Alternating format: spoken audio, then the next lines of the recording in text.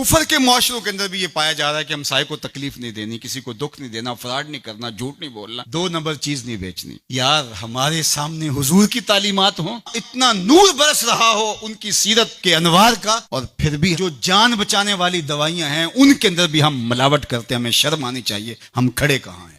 دل مسلمان ہے تیرا نہ میرا، تو بھی نمازی میں بھی نمازی۔ دیکھو میں نے اپنی قبر میں جانا ہے، آپ نے اپنی لحد میں اترنا ہے۔ یہ مت سمجھیے کہ وہ سنورے گا تو معاشرہ ٹھیک ہوگا۔ معاشرہ ٹھیک ہو نہ ہو، مجھے ٹھیک ہونا ہے۔ مجھے اپنی زبان کو کبھی بھی جھوٹ کی بدبو سے متعفن نہیں ہونے دینا۔ مجھے کبھی بھی کسی کو اذیت نہیں دینا، چاہے وہ میرا ہمسایہ ہے یا میرا دشمن بھی کیوں نہ ہے۔ مجھے کسی کے لیے غلط نہیں سوچنا ہے، اور کسی کو نقصان پہنچانے کی منصوبہ بندی دور کی بات ہے، وسوسہ بھی آئے کسی کو نقصان پہنچانے کا تو اس کی بھی نفی کرنی ہے، کیونکہ میں اس آقا کا غلام ہوں جو رحمت للعالمین ہے۔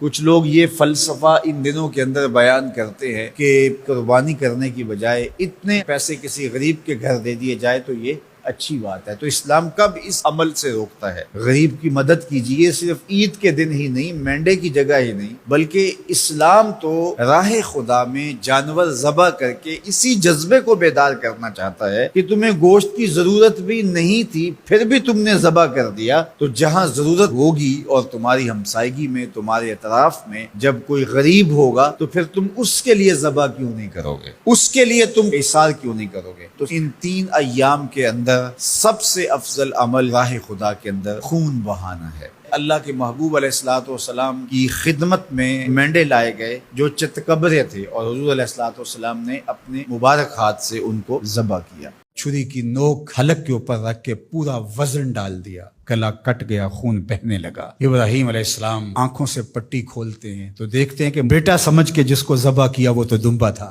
تو بے ساختہ زبان پر جو لفظ آیا وہ یہ تھا، اللہ اکبر۔ حضرت اسماعیل بولے لا الہ الا اللہ واللہ اکبر، پاس کھڑے جبریل بولے اللہ اکبر وللہ الحمد۔ اللہ نے کہا اے ابراہیم تمہاری قربانی کی سنت کو بھی قیامت تک جاری رکھیں گے، تمہاری زبانوں سے نکلے ہوئے جملے بھی مرنے نہیں دیں گے۔ اللہ فرماتا ہے یہ بہت بڑا امتحان تھا، سلام علی ابراہیم، اے ابراہیم تیرے اوپر سلامتیاں نازل ہو۔ پرسوں بھی میں کسی منڈی کے قریب سے گزرا تو ہزاروں جانور ہجوم محبت سڑکوں پر، گلیوں میں، بازاروں میں، کوئی یہاں گائے لے کے جا رہا ہے، کوئی بیل، کوئی اونٹ اٹھا کے لے کے جا رہا ہے، تو بے ساختہ میری زبان سے یہی نکلتا ہے سلام علی ابراہیم، ابراہیم تیرے اوپر سلامتیاں نازل ہو۔ اللہ اکبر۔